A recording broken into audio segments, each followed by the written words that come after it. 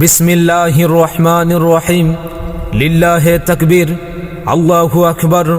ইসলাম প্রিয় মুসলিম তাওহীদি জনতা, আসছে আগামী 14 এপ্রিল পহেলা বৈশাখ রোজ সোমবার বাদ আসর হইতে শিলেমানপুর হিলফুল ফুজুল যুবক সংগঠনের উদ্যোগে মৃত ব্যক্তিদের রুহের মাগফিরাত কামনায় বাৎসরিক তাফসিরুল কোরআন মাহফিলের আয়োজন করা হয়েছে।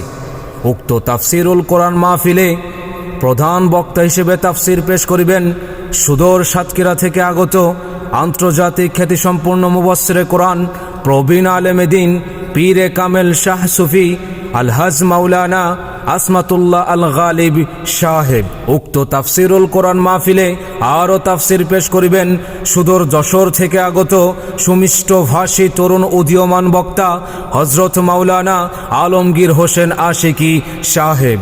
উক্ত তাফসিরুল কোরআন মাহফিলে আরও তাফসির পেশ করিবেন বিশিষ্ট আলেমে দ্বীন হজরত মাওলানা কামাল হোসেন সাহেব, আরবি প্রভাষক, লাড়ুলি দাখিল মাদ্রাসা।